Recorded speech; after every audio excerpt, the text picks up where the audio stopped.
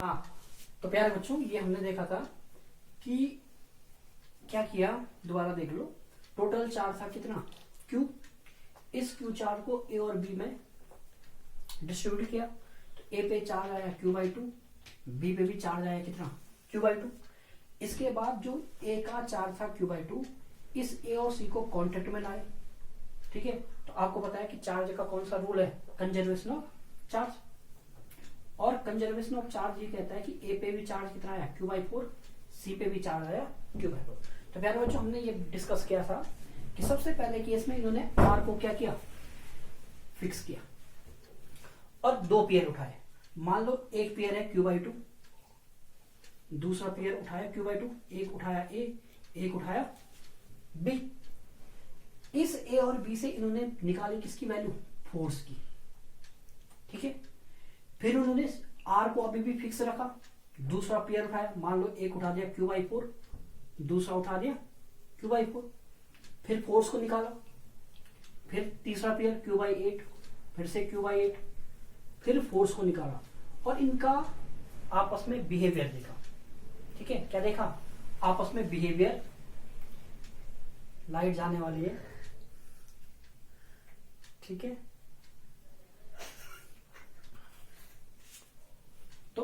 तो उन्होंने फोर्स का क्या किया, कंपेयर किया। थोड़ा लाइट का इश्यू हो गया था, ठीक है, आज बहुत ज्यादा आंधी तूफान हमारे प्यारे से उत्तराखंड में। हाँ, तो हम बात कर रहे थे फोर्स की। तो इन्होंने फोर्स को क्या किया, कंपेयर किया। जब पेयर बनाया क्यू बाई टू का, जब पेयर बनाया क्यू बाई फोर का, जब पेयर बनाया क्यू बाई एट का। दूसरी बार उन्होंने क्या किया, आर को चेंज किया। एक बार को आर को फिक्स रखा और पेयर बनाए, पेयर को क्या करते रहे, चेंज। और अगली बार इन्होंने क्या किया कि आर को चेंज किया और पेयर रखा सेम, जैसे क्यू बाई टू और क्यू बाई टू। तो आर कुछ रखा, फिर आर कुछ और, फिर आर कुछ और, फिर आर कुछ और फिर फोर्स को क्या किया, कंपेयर किया। तो दो तरीके से देखा, पेयर को चेंज करते रहे, आर को रखा फिक्स, पेयर को रखा फिक्स, आर को करते रहे चेंज, और हर बार क्या निकाली, फोर्स की वैल्यू। ये एक तरीका था जिससे कूलाम ने डिराइव किया कौन सा formula, F proportional to R square. एक तो उन्होंने ये देखा, ये दो तो चीजें देखी थी, और एक ये देखा था कि F proportional to Q one Q two. ये तो यही वो एक्सपेरिमेंट था। इस तरीके से प्यारे बच्चों वो इतना इजी एक्सपेरिमेंट था कि पेयर को चेंज करते रहो, आर को बना दो फिक्स, तो ये मिलना शुरू हो जाएगा। आर को चेंज करते रहो, पेयर को बना दो फिक्स, तो ये मिलना शुरू हो जाएगा। और इस तरीके से इस प्रोसेस के द्वारा कूलाम ने अपना प्यारा सा formula 1/4 pi epsilon naught Q1 Q2 upon R square को क्या किया, फाइंड आउट किया। तो ये एक तरीका था जिसके बारे में थोड़ा सा नॉलेज आप लोगों को होना चाहिए, क्योंकि हम लोग कूलाम्स लॉ पढ़ रहे थे, और कूलाम्स लॉ पढ़ने के साथ साथ हमें थोड़ा सा ये आइडिया पता होना चाहिए कि ये फोर्स निकाला कैसे गया था, और साथ ही साथ क्या वो तरीके थे जिनसे ये फोर्स निकाला गया था। ठीक है, यहां तक किसी को कोई दिक्कत नहीं होनी चाहिए। अगर दिक्कत होती है, समझ में नहीं आता, तो आप वीडियो को एक बार, दो बार, तीन बार जरूर देखें। इसके साथ साथ प्यारे बच्चों, कूलाम्स लॉ के बाद थोड़ा सा हम इसकी लिमिटेशन को देख लेते हैं कि इसकी लिमिटेशन क्या है, कहां पे कूलाम्स लॉ फेल हो जाता है। तो प्यारे बच्चों, कूलाम्स लॉ में अगर ये Q1 चार्ज है और ये Q2 चार्ज है, और इन दोनों के बीच की अगर डिस्टेंस है मान लो कितनी, R, तो पहला जो लिमिटेशन वो यही है प्यारे बच्चों कि जो ये Q1 और जो ये Q2 हैं, दीज आर पॉइंट चार्जेज। ये कैसे चार्जेज होने चाहिए थे, पॉइंट चार्ज। तो अगर ये पॉइंट चार्जेज हैं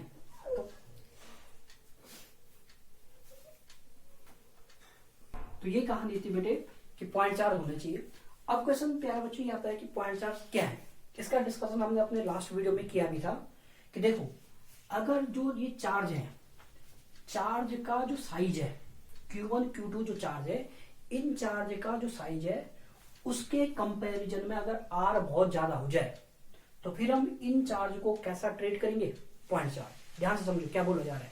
अगर मान लो ये Q1 है, ये Q2 है, अगर इनका साइज के कंपैरिजन में R बहुत ज्यादा है, बहुत दूर है, तो फिर हम मान सकते हैं ये क्या है, पॉइंट चार्ज है। लेकिन अगर इनका साइज बड़ा हो जाए और इनके बीच की डिस्टेंस क्या हो जाए, कम, तो यही उस समय चार्ज बोलेंगे, फिर हम इनको पॉइंट चार्ज नहीं बोलेंगे।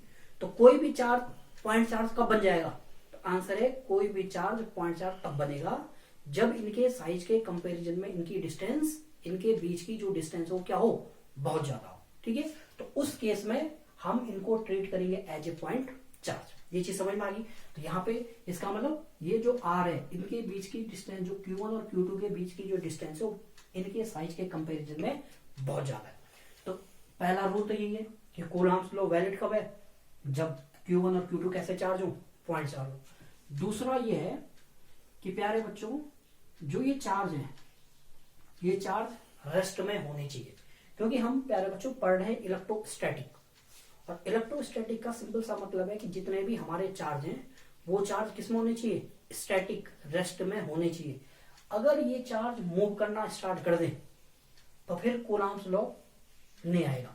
ठीक है, आएगा लेकिन कुछ और चीजें भी आना स्टार्ट हो जाएंगी। अगर चार्ज, फिर हम देखेंगे कि चार्ज क्या यूनिफॉर्म वेलोसिटी से मूव हो रहा है या चार्ज एक्सेलरेटेड हो गया, उसकी वेलोसिटी बार बार क्या हो रही है, चेंज हो रही है। तो कुछ और चीजें भी इन्वॉल्व होना शुरू हो जाती है।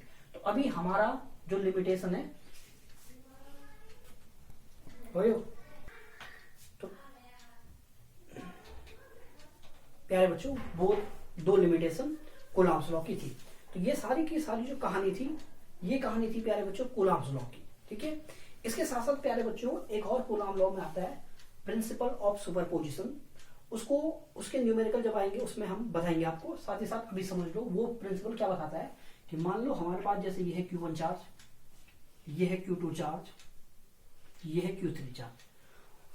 हमें बोला गया कि इस Q1 पे कितना फोर्स लगेगा। तो ये प्यारे बच्चों हमें ये पता है कि Q2 भी इस पे कुछ फोर्स लगाएगा। मान लो सारे पॉजिटिव है, ये भी पॉजिटिव, ये भी पॉजिटिव, ये भी पॉजिटिव, तो इधर की तरफ एक फोर्स लगेगा, force on 1 due to Q। ये Q3 Q1 पे एक फोर्स लगाएगा ऐसा, फोर्स ऑन 1 ड्यू टू 3, इनका कुछ रिजल्टेंट आएगा। ठीक, तो आपको करना क्या है, प्रिंसिपल ऑफ सुपरपोजिशन ये बताता है कि अलग अलग हो सकता है, यहाँ पे Q4 हो, ठीक है, यहाँ पे Q5 हो, तो आप क्या करो, आप इस Q1 पे हर एक के कारण क्या निकालो, फोर्स निकालो। Q2 के कारण Q1 पे फोर्स निकालो, Q3 के कारण Q1 पे फोर्स निकालो, Q4 के कारण Q1 पे फोर्स निकालो, Q5 के कारण Q1 पे फोर्स निकालो। ये ध्यान रखते हुए कि अभी इंडिविजुअल हर एक फोर्स अपना एक्ट करेगा और लास्ट में उन सब जितने भी ये फोर्स लगेंगे इन सब फोर्सेज का क्या निकालो, वेक्टर सम निकालो। ठीक है, तो ये कहलाता है प्रिंसिपल ऑफ सुपरपोजिशन। मतलब कि ये Q2 के कारण Q1 पे जो फोर्स है वो Q3 के कारण Q1 पर जो फोर्स लग रहा है दोनों अनइफेक्टेड है। मतलब ऐसा नहीं है कि ये Q2 इस पे जो फोर्स लगा रहा है तो Q3 के कारण वो चेंज हो गया, ऐसा नहीं करना है, बल्कि आपने हर एक के कारण क्या निकालने, अलग अलग फोर्स निकालने हैं और बाद में उन सब का वेक्टर सम कर देना है। तो ये कहलाता है प्रिंसिपल ऑफ सुपरपोजिशन। ठीक है, तो प्यारे बच्चों यहां तक तो थी पूरी की पूरी कहानी कि कहां से चार्ज से और कूलम्ब्स लॉ तक हम आए। इसके साथ साथ प्यारे बच्चों अब एक कहानी शुरू हुई, ठीक है, जिस कहानी का नाम है इलेक्ट्रिक फील्ड। बहुत अच्छी है और इसको बड़े अच्छे से समझो आप लोग। ठीक है, कि ये इलेक्ट्रिक फील्ड बार बार, क्योंकि चैप्टर का नाम यहाँ पे इलेक्ट्रिक चार्जेज एंड फील्ड, तो ये इलेक्ट्रिक फील्ड क्या चीज है इसको आज हमने समझना है। इसको अच्छे से समझो प्यारे बच्चों। अगर मान लो हम पे प्लस चार्ज है कैपिटल Q, ठीक है, और इसके सामने कुछ डिस्टेंस पे, मान लो R डिस्टेंस पे हमारे पास है एक चार्ज है Q। ठीक है, तो प्यारे बच्चों हमें ये पता है कि ये Q इस Q पे फोर्स लगाएगा और ये Q इस कैपिटल Q पे फोर्स लगाएगा। इसके साथ साथ हमने ये भी डिस्कस किया था कि दोनों जो फोर्स होंगे एक दूसरे पे जो ये लगाएंगे वो आपस में बराबर होंगे और उनकी जो डायरेक्शन होगी वो एक दूसरे के अपोजिट होगी। ठीक है, ये हमने समझा था। प्यारे बच्चों अब ये कंसेप्ट आया कहां से कि अगर मान लो ये Q ने, ये कैपिटल Q चार्ज है और इस कैपिटल क्यू ने इस स्मॉल क्यू पे एक फोर्स लगाया, इधर की तरफ होगा उसकी डायरेक्शन, रिपल करेगा, दूर भगाएगा। अगर मान लो इस स्मॉल क्यू को अगर हमने यहां पे नहीं रखा, ये जो कैपिटल प्लस क्यू है, ये कैपिटल प्लस क्यू अपनी जगह पे ही है, और ये डिस्टेंस अभी भी कितनी है, r, और इस स्मॉल क्यू को हमने रिमूव कर दिया, नहीं रखा इसकी जगह पे कुछ भी, तो क्या यहां पे फोर्स लगना बंद हो जाएगा, या यहां पे कुछ ऐसी चीज होगी जिसकी हम कल्पना कर सकते हैं। इस चीज पे सोचना शुरू हुआ कि अगर ये चार्ज नहीं भी है तो क्या फिर भी इस क्यू पे कुछ ऐसी चीजें हैं। तो फिर सोचा गया कि हाँ, एक कंसेप्ट आया फील्ड का। किसका कंसेप्ट आया, फील्ड का। ये बोला गया कि कैपिटल क्यू का एक अपना फील्ड होगा, चाहे उसमें ये चार्ज हो या चाहे उसमें ये चार्ज नहीं हो। जब भी इतना जरूर है कि अगर उस फील्ड में ये क्यू आ गया तो फिर इस पे क्या लगना शुरू हो जाएगा, फोर्स। तो फील्ड एक कंसेप्ट है। फील्ड कंसेप्ट क्या बताता है कि अगर ये क्यू है, हम इमेजिन करते हैं कि इस क्यू का अपना एक फील्ड है, ठीक है, अपना एक एरिया है, और उस एरिया में जैसे होता है ना, अगर आपका स्कूल है तो स्कूल का एक एरिया होता है, उस स्कूल के एरिया में स्कूल के सारे रूल क्या हो, चलते हैं, ठीक है। स्कूल से बाहर आप क्या करते हो उस पर कोई गौर नहीं करता, लेकिन स्कूल में ड्रेस मारना है, ड्रेस में जाना है, ठीक है, रेगुलर प्रेयर करनी है, कॉपी बैग लेके आना है, मार्केट में आप चाहो जैसे घूमो। तो यहाँ पे वो ये इस क्यू का अपना एक एरिया है, इतना मान लो इतना है, तो इस एरिया में अगर ये क्यू आ गया तो इस पे क्या लगना शुरू हो जाएगा, फोर्स। और अगर ये इसके इन्फ्लुएंस से बाहर है तो फिर इस पे फोर्स लगना बंद हो जाएगा। तो फिर ये माना गया कि हाँ, जो कूलाम्स लॉ है, ध्यान से समझो, ये माना गया कि जो कूलाम्स लॉ है ये 2 स्टेप की प्रोसेस है। कितने स्टेप की प्रोसेस है, 2। ये बोला गया कि सबसे पहले तो क्यू चार्ज होगा और इस क्यू चार्ज का अपना एक फील्ड होगा, ठीक है। इस फील्ड में फिर आएगा कौन, स्मॉल चार्ज, और उसके बाद जब ये क्यू चार्ज के फील्ड में स्मॉल चार्ज आएगा फिर उस पर लगेगा फोर्स। तो 2 स्टेप की प्रोसेस होगी फोर्स की। पहला, इस क्यू चार्ज का अपना एक फील्ड होगा और उस फील्ड में अगर ये क्यू चार्ज आ गया तो इस पे लगना शुरू हो जाएगा फोर्स, ठीक है। तो प्यारे बच्चों समझो, इससे एक चीज तो पता चली कि फील्ड का कंसेप्ट जरूरी क्यों है। फील्ड का कंसेप्ट इसलिए जरूरी है क्योंकि उसके लिए हमें इस क्यू चार्ज की जरूरत नहीं पड़ रही। हाँ, ये क्यू चार्ज है तो हम ये कह रहे हैं इसका अपना एक फील्ड होगा। और प्यारे बच्चों, आपको याद दिलाना चाहेंगे कि फील्ड का जो सबसे पहला जो कंसेप्ट लाए थे वो थे माइकल फैराडे, ठीक है। और फील्ड का मतलब होता है कि कोई चीज आर के साथ, यहाँ पे जैसे इलेक्ट्रिक फील्ड है, पोजीशन के साथ साथ क्या चेंज हो रही है उसे हम फील्ड बोल रहे हैं, ठीक है। कोई क्वांटिटी किसी और क्वांटिटी के रिस्पेक्ट में क्या हो रही है, चेंज हो रही है। जैसे यहाँ पे इलेक्ट्रिक फील्ड है, आर के कारण यहाँ पे इलेक्ट्रिक फील्ड कुछ और, यहाँ पे कुछ और, यहाँ पे कुछ और, यहाँ पे कुछ और, यहाँ पे कुछ और, यहाँ पे कुछ और। तो ये आर जैसे जैसे पोजीशन चेंज होती रहेगी, इलेक्ट्रिक फील्ड की वैल्यू भी क्या होती रहेगी, चेंज होती रहेगी। और इलेक्ट्रिक फील्ड की वैल्यू चेंज होती रहेगी तो इस क्यू पे लगने वाला जो फोर्स है उसकी वैल्यू भी क्या होती रहेगी, चेंज। यहाँ पे रोकोगे क्यू को, कुछ और फोर्स मिलेगा, यहाँ पे रोकोगे कुछ और फोर्स, इतना करीब रखोगे कुछ और फोर्स, यहाँ पे रोकोगे कुछ और फोर्स। तो इसका मतलब फील्ड का कंसेप्ट क्या बताता है, फील्ड के कंसेप्ट के 2 फायदे हैं। पहला कि हमें इस चार्ज को लेने की जरूरत नहीं है। हम सिंपल सा, अगर हम पे एक चार्ज है क्यू, हम बोलेंगे हाँ इसका फील्ड है, इसका एक एरिया है जहां पे इसका प्रभाव है। अब अलग बात है कि तुम कहीं और से क्यू ला रहे हो या नहीं ला रहे हो। अगर ला गए तो इस क्यू पे लगना शुरू हो जाएगा फोर्स। अगर नहीं भी लाते हो तो फिर भी हम बोलेंगे कि हाँ इसका तो अपना एक इलेक्ट्रिक फील्ड है। उस इलेक्ट्रिक फील्ड में अगर तुम आ गए तो तुम पे फोर्स लगना स्टार्ट हो जाएगा, और उस इलेक्ट्रिक फील्ड से बाहर हो तो तुम पे फोर्स लगना बंद हो जाएगा। तो इसे बोलते हैं प्यारे बच्चों क्या, इलेक्ट्रिक फील्ड।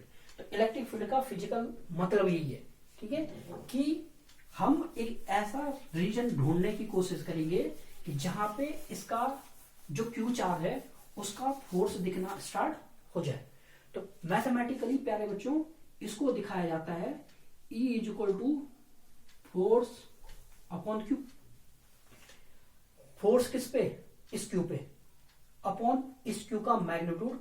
और जिसे अच्छे से अगर पढ़ोगे तो इसे बोला जाता है फोर्स पर यूनिट चार्ज। जो हमारे पास ये चार्ज है, इस चार्ज पे कितना फोर्स लग रहा है वो, और उसका मैग्नीट्यूड, इसे बोला जाता है force per unit charge, electric field. अब प्यारे बच्चों दूसरी थोड़ा सा अच्छी बात यह है कि देखो, अगर ये Q है कैपिटल Q, ये Q है स्मॉल q, तो फिर से दोनों ने एक दूसरे पे फोर्स लगाना है। दोनों अगर एक दूसरे पे फोर्स लगाएंगे तो अगर ये Q इस पे फोर्स लगाएगा तो ये इधर जाएगा, लेकिन ये Q अगर इस पे फोर्स लगाएगा तो इसे इधर जाना पड़ेगा। ठीक है, भले इनके मैग्नीट्यूड, ये ज्यादा मैग्नीट्यूड का है तो ये ज्यादा फोर्स लगाएगा, ये कम मैग्नीट्यूड का है तो ये कम फोर्स लगाएगा, लेकिन ये भी क्या होगा, थोड़ा सा मूव करेगा। इसलिए हम चाहते हैं कि ये मूव ना हो। हम चाहते हैं कि ये जो कैपिटल Q हो, इस कैपिटल Q का नाम भी है सोर्स। क्या नाम है इसका? Source charge. तो जो हमारे पास सोर्स है और इसको बोला जाता है टेस्ट चार्ज। दो चार्ज बन गए। हम चाहते हैं कि जो ये कैपिटल Q है ये मूव ना हो। अब मूव कैसे नहीं होगा? तो मूव तब नहीं होगा जब इस पे कम फोर्स लगेगा। तरीका यही है, ये तो मूव हो जाए, इससे फर्क पड़ने वाला नहीं है। लेकिन हम चाहते हैं कि जिसके बारे में हम पढ़ना चाहते हैं, इस Q के बारे में, अगर यही डिस्टर्ब हो गया तो फिर काम बनने वाला नहीं है। तो हम चाहते हैं कि ये अपनी पोजीशन पे ही बना रहे। ये अपनी पोजीशन पे कब बना रहेगा? जब ये Q जब इस पे फोर्स लगाएगा तो इसकी पोजीशन चेंज ना हो। और पोजीशन कब चेंज होगी? जब इसका फोर्स क्या हो, कम हो। इसलिए इसे बोला जाता है लिमिट Q टेंड्स टू 0, ऐसा आपको बुक में मिलेगा F/Q। मतलब जो ये चार्ज है, ये चार्ज बहुत बहुत बहुत छोटा कर दो। ठीक है, 0 तो नहीं कर सकते, पर इतना कर सकते हो कि इसका मैग्नीट्यूड इतना कम कर दो, नेग्लिजिबल कर दो कि ये इसको डिस्टर्ब न कर पाए। ठीक है, तो ये रियल डेफिनेशन है इलेक्ट्रिक फील्ड की, limit Q tends to 0 F/Q। इस लिमिट का मतलब यही है कि हमारा जो ये चार्ज है ये इतना छोटा होना चाहिए, इसके कारण ये डिस्टर्ब नहीं होना चाहिए। अगर ये डिस्टर्ब हो गया तो फिर जिसके बारे में स्टडी करनी है वही क्या हो जाएगी, गड़बड़ हो जाएगी। तो इसलिए limit Q tends to 0 F/Q का मतलब है कि चार्ज हमारा नेग्लिजिबल होना चाहिए, बहुत छोटा होना चाहिए। तो यहां से प्यारे बच्चों इलेक्ट्रिक फील्ड की आप डेफिनेशन लिख सकते हो। साथ ही साथ इसकी अगर यूनिट की बात करें तो फोर्स की यूनिट कितनी है? अगर यहां पे यूनिट की बात करें तो फोर्स की यूनिट होती है न्यूटन, चार्ज की होती है कूलम। तो इलेक्ट्रिक फील्ड की एक यूनिट आ जाएगी प्यारे बच्चों न्यूटन अपॉन कूलम। और यहां से फोर्स का एक अच्छा सा फॉर्मूला आता है, F इक्वल होता है Q इंटू E। बहुत बार यूज होगा, F equal to Q into E। तो दो फॉर्मूला आज आपको पढ़ने, एक तो E equal to limit Q tends to 0 F/Q, ये फॉर्मूला, और इस फॉर्मूले का सिग्निफिकेंस कि ये लिमिट Q टेंड्स टू 0 क्यों रखा गया है। साथ ही साथ इलेक्ट्रोस्टैटिक फोर्स का एक फॉर्मूला कूलम लॉ से हमने पढ़ा है, दूसरा फॉर्मूला यह आ जाएगा Q इंटू E। तीसरा प्यारे बच्चों यहाँ पे आप देख सकते हो, अगर Q की वैल्यू 1 कूलम हो जाए तो ये जो F/1 हो जाएगा 1 कूलम। तो उस केस में E किसके बराबर हो जाएगा, F के बराबर हो जाएगा।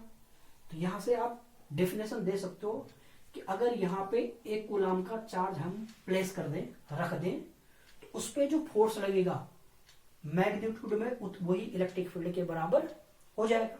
ये चीज समझ में आ रही है, क्योंकि हमने Q की वैल्यू कितनी कर दी, 1 कूलम। तो जैसे हम Q की वैल्यू 1 कूलम करेंगे तो यहाँ पे 1 हो जाएगा, तो E किसके बराबर हो जाएगा, F के।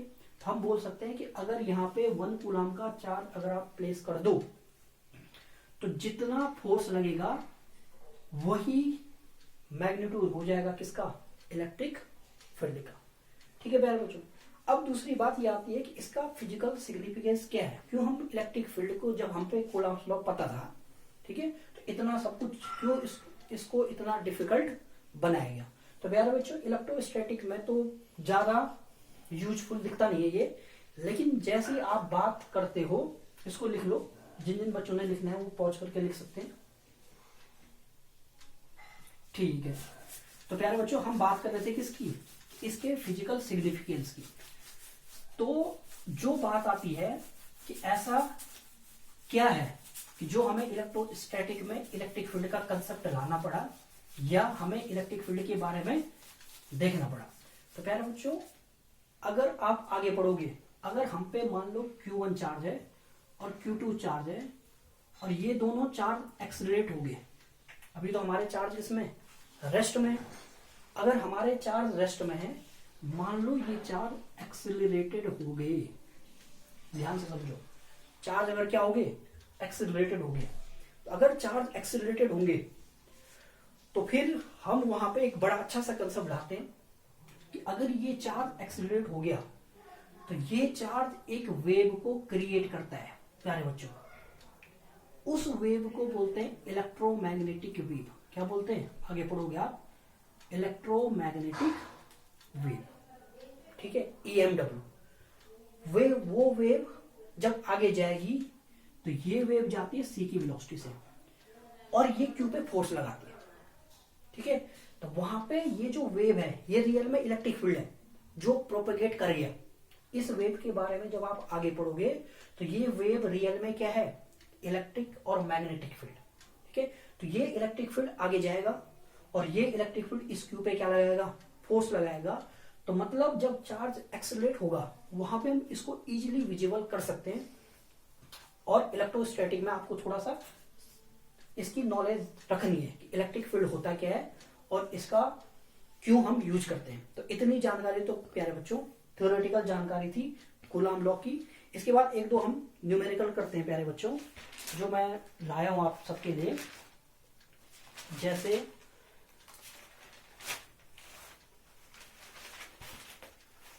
प्यारे बच्चों, क्योंकि फिजिक्स में अंडरस्टैंडिंग बहुत जरूरी है। अगर आपकी समझ अच्छी होगी तो आप फिजिक्स को बहुत अच्छे से क्या कर सकते हो, पचा सकते हो।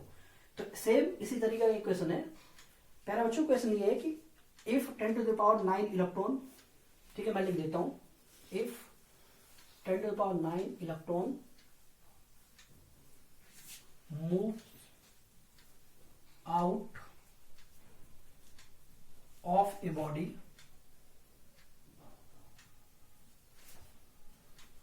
To another body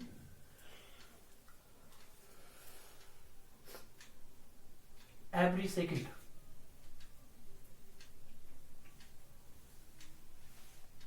how much time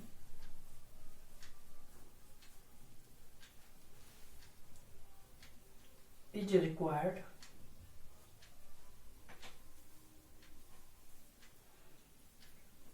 to get a total charge of 1 coulomb on the other body।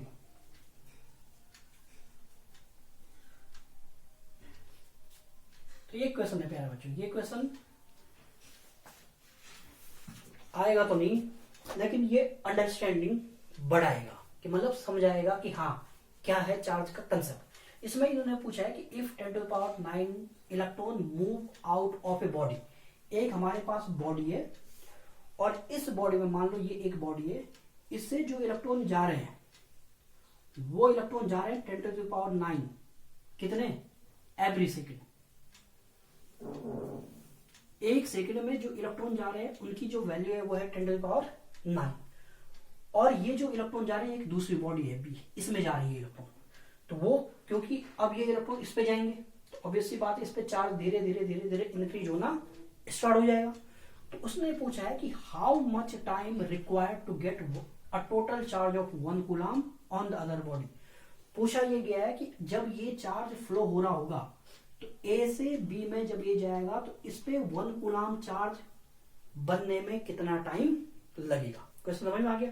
कुछ नहीं, सिंपल सा है। एक बॉडी है जिससे 10 to the power 9 electron every second में मूव हो रहे हैं, वो इलेक्ट्रॉन जा रहे हैं बी पे, तो बी पे जाएंगे तो बी पे धीरे धीरे धीरे धीरे चार्ज क्या होगा, बढ़ेगा। तो हमें टाइम बताना है कि 1 कूलम जब ये बन जाएगा तो कितना टाइम लगेगा। तो देखो प्यारे बच्चों, 1 सेकंड पे हम पे इलेक्ट्रॉन जा रहे हैं कितने, ठीक है। एक बार क्वेश्चन देख लेता हूं मैं। ठीक है, तो देखो, ठीक है, 1 सेकेंड में इसको करते हैं, तो 1 सेकेंड में जाने वाले इलेक्ट्रॉन, गोइंग इलेक्ट्रॉन कितने हैं प्यारे बच्चों? तो वो हमें दे रखे हैं 10⁹9 एवरी सेकेंड लिखा हुआ है। 1 सेकेंड में इतने इलेक्ट्रॉन जा रहे हैं, और हमें पता है कि एक इलेक्ट्रॉन पे जो चार्ज है वो होता है 1.6 × 10⁻19 कूलम। तो 1 सेकेंड में कितना चार्ज जा रहा है ये हम निकाल सकते हैं। भाई 1 सेकेंड में इतने इलेक्ट्रॉन जा रहे हैं, एक इलेक्ट्रॉन पे इतना चार्ज है, तो इतने इलेक्ट्रॉन पे कितना चार्ज होगा? तो 1 सेकेंड में गोइंग चार्ज या आवेश, 1 सेकेंड में कितना आवेश जा रहा होगा निकाल सकते हो। तो एक इलेक्ट्रॉन जाता तो कितना चार्ज होता? 1.6 × 10⁻19 कूलम। ये कब होता? जब एक इलेक्ट्रॉन जाता। लेकिन हमारे पास तो इतने इलेक्ट्रॉन है, तो इससे आप क्या कर दो? मल्टीपल कर दो। तो ये हो जाएगा 1.6 × 10⁻10 कूलम। ठीक है, ये चीज समझ में आ गई। इसका मतलब 1 सेकेंड में कितना आवेश हम पे गया, कितना चार्ज हम पे गया? 1.6 × 10⁻10। तो 1.6 × 10⁻10 कूलम चार्ज जा रहा है 1 सेकेंड में। तो 1 कूलम चार्ज कितने सेकेंड में जाएगा?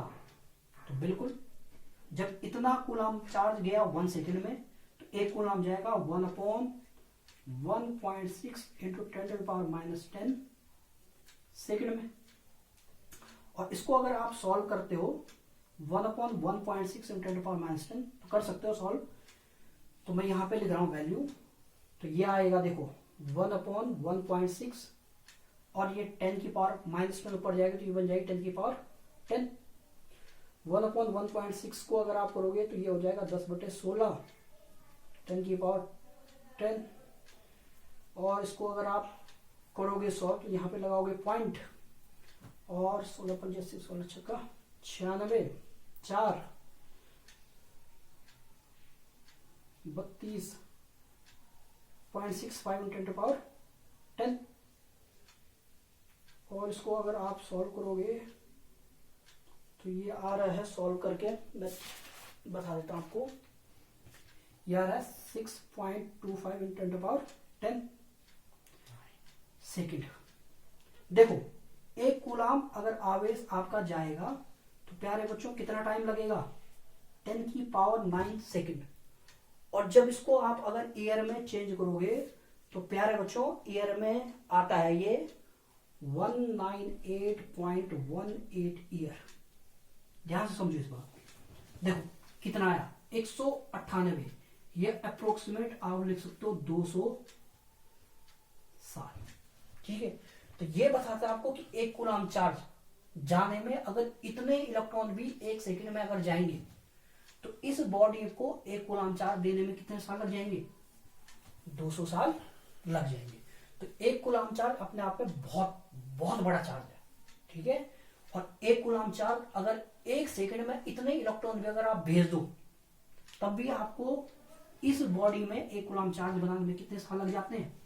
200 साल लग जाएंगे। ठीक है, तो करिए, आप इस सवाल को कर सकते हैं समझने के लिए, फिजिक्स की अंडरस्टैंडिंग को बढ़ाने के लिए।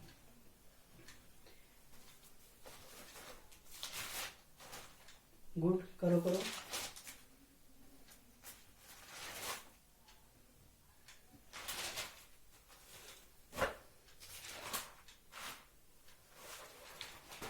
इसके साथ ही साथ एक आज का लास्ट सवाल ले लेते हैं प्यारे बच्चों। ठीक है, ठीक है, लास्ट सवाल। और इसके बाद कल से हम पढ़ेंगे electric field, electric field lines, electric field lines को कैसे ड्रॉ किया जाता है, और भी आगे जितना भी अच्छा अच्छा टॉपिक है फिजिक्स के उनको हम करेंगे। तो आज का लास्ट सवाल बहुत अच्छा सवाल है, लिख लो। क्वेश्चन ये है, a charge capital Q is divide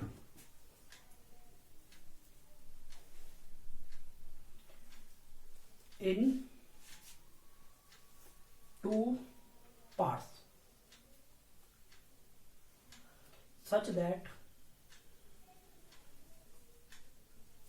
when two parts are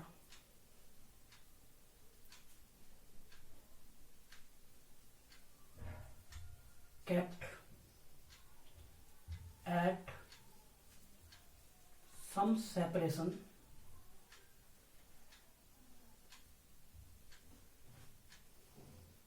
the force between them is maximum. Find charge, ये है प्यारे बच्चों, ये क्वेश्चन है, ठीक है, देख लो क्या लिखा है। A charge Q is divided in two parts such that when two parts are kept at some separation the force between them is maximum. Find the charge on each part. उन्होंने ये बोला है कि एक Q चार्ज है और इस Q charge को डिवाइड किया है दो पार्ट में, ठीक है। तो मान लो एक पार्ट अगर Q है तो दूसरा पार्ट क्या बन जाएगा, Q माइनस Q, ठीक है। कंजर्वेशन ऑफ चार्ज यहां पे भी लागू होगा, तो टोटल चार्ज हमेशा क्या होना चाहिए, कंजर्व होना चाहिए। तो एक चार्ज, एक पार्ट हमने बोल दिया Q और ये है Q माइनस Q। इसके बाद वो बोल रहा है कि a charge Q is divide in two parts such that when two parts are kept at some separation, अगर इनके बीच हमने सेपरेशन कर दिया, ये है Q और ये है Q माइनस Q, तो इनके बीच का जो फोर्स है वो मैक्सिमम है, ये बोला है उसने, इनके बीच का फोर्स मैक्सिमम है। तुम्हें बताना है कि ये Q और ये कितना होगा हमारा ये चार्ज, ठीक है। तो प्यारे बच्चों सबसे पहले तो इनके बीच मान लो वो डिस्टेंस है R, ठीक है। मान लो जो दो पार्ट बने हैं ये और ये, इनके बीच की जो डिस्टेंस है वो कितनी है R, तो फोर्स कितना हो जाएगा, वो हो जाएगा K Q minus Q upon R square. लिख सकते हैं ऐसा, बिल्कुल लिख सकते हैं। F इज इक्वल टू, अगर आप और सॉल्व करोगे तो ये हो जाएगा K Q upon R square minus K Q square upon R square. अब प्यारे बच्चों यहां पे इसने दे रखा है कि इस सेपरेशन पे फोर्स क्या है, मैक्सिमम। तो मैथ्स में आपने पढ़ा होगा कि अगर इस तरीके का मैक्सिमम और मिनिमम आपने पढ़ा होगा कि अगर हमें इस R डिस्टेंस पता है कि इसका, क्योंकि R देखो R तो कांस्टेंट है, K कांस्टेंट है, Q कांस्टेंट है, इसका मतलब जो dF अपॉन dQ होगा ये इस केस में कितना होना चाहिए, 0 होना चाहिए, ठीक है। R तो कांस्टेंट है ना, K भी कांस्टेंट है, Q भी कांस्टेंट है, तो ये जो dF अपॉन dQ होगा ये आपने पढ़ा होगा ना कि अगर y, ठीक है, दो हमारे पास वेरिएबल है, ठीक है, y और x, और पूछा जाता है कि जो y की वैल्यू वो x पे मैक्सिमम है, तो dy बाई dx उस केस में कितना हो जाता है, 0। यहाँ पे भी सेम है df अपॉन dq, तो इसका df अपॉन dq अगर निकालोगे तो प्यारे बच्चों ये वाले पार्ट तो हो जाएगी 0, ठीक है। चलो निकाल लेते हैं df अपॉन dq। तो देखो k constant, q constant, r square, और बचेगा क्या, dq upon dq minus k constant, r square constant, और d बटे dq ऑफ q स्क्वायर। तो इसका मतलब क्या बन जाएगा प्यारे बच्चों, df upon dq is equal to kq upon r square, ये तो 1 बन जाएगा, minus k upon r square, और ये हो जाएगा 2q। इसको 0 रखो तो हो जाएगा k q minus k 2q upon r square. r square यहां जाएगा तो ये भी 0 बनेगा, तो हमारे पास आया k q minus k 2q is equal to 0, k और k भी कैंसिल, तो 2q इज इक्वल टू आया q, तो यहां से q की वैल्यू आ गई प्यारे बच्चों q बाई, इसका मतलब इस q की वैल्यू आई कितनी, q बाई 2। तो इसकी वैल्यू हो जाएगी q minus Q by two, जो आंसर हो जाएगी q बाई। तो प्यारे बच्चों वो दो चार्ज क्या बने, एक बना q बाई टू, दूसरा भी बना q बाई टू। तो यहां तक आज आप ध्यान से पढ़िए, पढ़ते रहिए और अच्छे से नोट्स बनाते रहिए। वे बच्चे जो आज पहली बार हमसे जुड़े हैं इसको सब्सक्राइब जरूर करें, लाइक और शेयर जरूर करें, क्योंकि अगर आप सब्सक्राइब करते हो तो जब भी कोई अगर फिजिक्स की नई वीडियो जाएगी तो बहुत जल्दी आप तक पहुंच जाएगी। All the very best, thank you.